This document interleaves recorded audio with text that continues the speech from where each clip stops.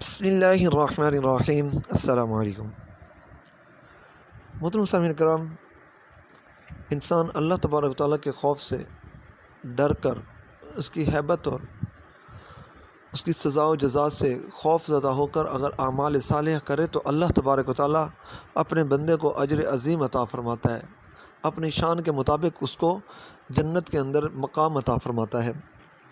حضرت سیدنا اسماعیل بن ہشام رحمۃ اللہ علیہ فرماتے ہیں کہ مجھے حضرت سیدنا فتح موصلی رحمۃ اللہ علیہ کے ایک مرید نے بتایا، ایک مرتبہ میں حضرت سیدنا فتح موصلی رحمۃ اللہ علیہ کی خدمت بابرکت میں حاضر ہوا۔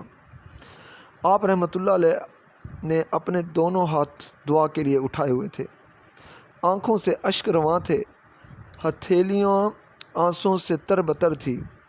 میں آپ رحمۃ اللہ علیہ کے قریب ہوا اور غور سے آپ رحمۃ اللہ علیہ کی طرف دیکھا تو میں حیران رہ گیا۔ آپ رحمۃ اللہ علیہ کے آنسوں میں خون کی آمیزش تھی، جس کی وجہ سے آنسوں سرخی مائل ہو گئے تھے۔ میں یہ دیکھ کر بہت پریشان ہوا اور عرض کی، حضور آپ رحمۃ اللہ علیہ کو اللہ تبارک و تعالیٰ کی قسم سچ سچ بتائیں، کیا آپ رحمۃ اللہ علیہ کے آنسوں میں خون کی آمیزش ہے؟ تو آپ رحمۃ اللہ نے فرمایا، اگر تو نے مجھے قسم نہ دی ہوتی تو میں ہرگز یہ نہ بتاتا،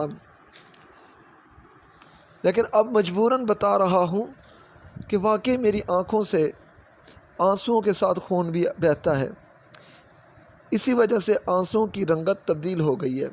میں نے عرض کی، حضور آپ رحمۃ اللہ علیہ کو کس چیز نے رونے پر مجبور کیا، اور آخر ایسا کون سا غم آپ کو لاحق ہو گیا ہے کہ آپ خون کے آنسو روتے ہیں؟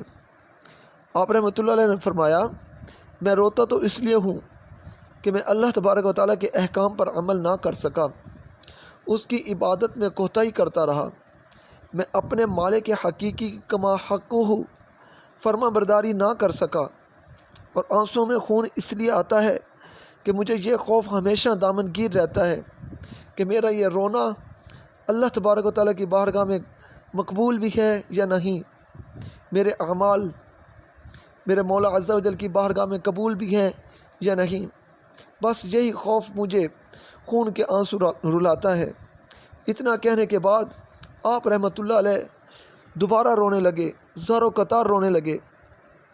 پوری زندگی آپ رحمۃ اللہ علیہ کی یہی کیفیت رہی، اور اسی حالت میں آپ رحمۃ اللہ علیہ کا انتقال ہوا۔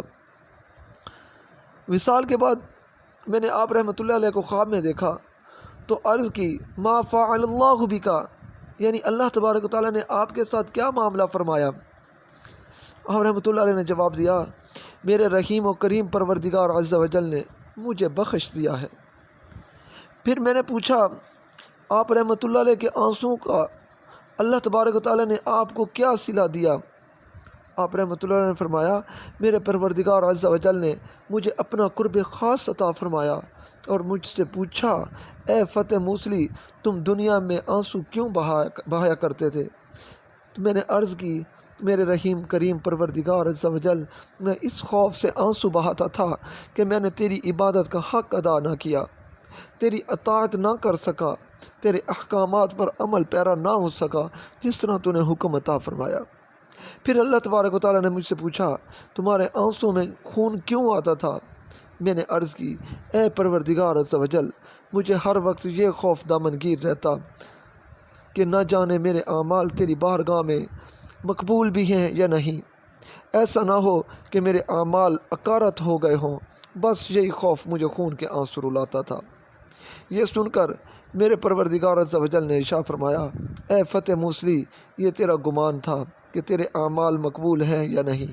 مجھے میری عزت و جلال کی قسم، 40 سال سے تمہارے نامہ اعمال میں تم پر نگہبان فرشتوں یعنی کرامن کاتبین نے ایک بھی گناہ نہیں لکھا، اللہ پاک نے مجھے بخش دیا ہے۔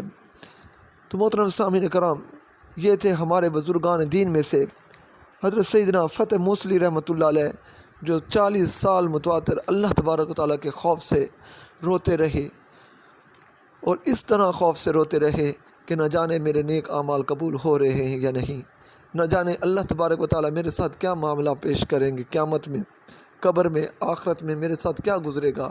اسی خوف سے ہمیشہ روتے تھے، تو اللہ تبارک و تعالیٰ کو اپنے پیارے بندے کی یہ ادا پسند آئی۔ اللہ تبارک و تعالیٰ نے تمام اعمال بھی قبول فرما لیے اور جنت کی بشارت بھی عطا فرما دی۔ تو محترم سامعین کرام، ہمیں بھی اللہ تبارک و تعالیٰ کی بارگاہ میں عجز و انکساری کے ساتھ دعا جب بھی مانگیں تو اس کی بارگاہ میں گڑ گڑا کر عاجزی کے ساتھ دعا مانگیں کہ اے رب العالمین، اے ہمارے پاک پروردگار عز و جل، ہمارے نیک اعمال کو قبول فرما اور برے اعمال کو معاف فرما۔